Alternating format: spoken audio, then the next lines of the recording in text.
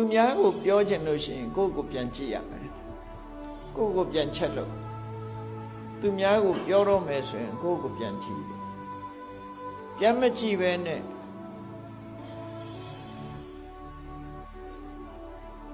သူများကိုသာတစ်ဖက်သက်ဆုံးမတဲ့လူတတိပေးတဲ့လူဆိုလို့ရှိရင်အပြောသမားတက်တက်ဖြစ်သွားတယ်လူလောကထဲမှာအပြောသမားတက်တက်ပြောတာနဲ့လှုပ်တာနဲ့မကိုက်တဲ့လူတယောက်ဒီလိုအခြေအနေမျိုးရောက်သွားတယ်ဒါကြောင့်မို့တတိပေးတယ်လူတွေဆိုတာဟာယထာဝါရီတထာကာရီကိုပြောတဲ့အတိုင်းလုပ်ရမယ်ကိုလုပ်တဲ့အတိုင်းလည်းပြောရမယ်အလောကတခြားပြောရတခြားမဖြစ်စေရဘူးတဲ့အဲ့ဒါကိုတတိပေးဆုံးမတဲ့အနေနဲ့အတ္တနမေဝပထမံပတိရူပေနိဝေတယေသူများကိုပြောချင်ရင်သူများပြောဖို့အသာထားကိုစမတ်ကြအောင်အရင်လှုပ်လိုက်အောင်ဒီလိုဆိုလို့ပဲနော်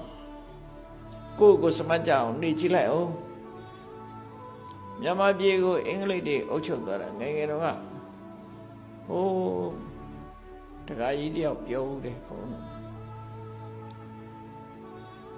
အင်္ဂလိပ်တွေဟာတဲ့ဗမာပြည်အုပ်ချုပ်တဲ့အခါသူတို့နိုင်ငံမှာတော့သူတို့နေကြသူတို့နေတယ်ဗမာပြည်အုပ်ချုပ်တဲ့အခါမှာဒေသသားတွေဗမာလူမျိုးတွေကသူတို့ကိုလေးစားအောင်လို့ဆိုပြီးစပင်းကိုလည်းကြော့နေအောင်ဖိထားတယ်အဝတ်စားကိုလည်းတတ်တတ်ရရနဲ့တိုင်းနဲ့ပန်းနဲ့ပို့ပြီးအင်္ဂလိပ်တွေကအဲ့ဒါလို့နေတယ်လို့အင်္ဂလိပ်လက်ထက်တုန်းကစစ်ကဲယာရုထိအောင်ရရှိတဲ့တခါကြီးတယောက်ကဘုန်းကြီးကိုရှောက်ဖို့တယ်အဲ့လိုသူကအင်္ဂလိပ်စာတက်အမှုတန်းကောင်းပေါ့နော်အဲ့ဒီကရက်ပြောတာအင်္ဂလိပ်တွေကတဲ့ဒေသလူတွေသူတို့ကိုအထင်ကြီးအောင်လေးစားအောင်သူတို့ကဘယ်တော့မှကိုယ်ကာမနေဘူးတဲ့ဘယ်တော့မှကိုယ်ကာမနေဘူးစားလဲစတိုင်းနဲ့နော်နေလဲစတိုင်းနဲ့လူထင်ကြီးအောင်ပေါ့သူတို့ကအဲကိုအကောင်းဆုံးဖြစ်အောင်လုပ်ထားတယ်ဒါမို့အဲ့ဒီကလာတာစမတ်ကြကြနေတယ်ဆိုတာစမတ်ကြကြနေတယ်ဘိုးဆန်းတယ်တို့ဘာတို့ပြောကြပြန်တာပေါ့နော်ဗမာတွေကတော့အင်္ဂလိပ်ကိုဘိုးလို့ခေါ်တာနဲ့တူပါတယ်ဘိုးကလည်းပဲ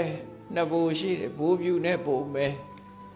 ဟိုတချင်းဆိုတဲ့လူပြောတာမဟုတ်ဘူးဘာလို့ဘိုးပြူဘိုးမဲဖြစ်သွားတော့ဆိုအင်္ဂလိပ်တွေကဗမာပြည်ကိုအုပ်ချုပ်တဲ့အခါမှာအိန္ဒိယကလားတွေနဲ့အုပ်ချုပ်တာအိန္ဒိယလူမျိုး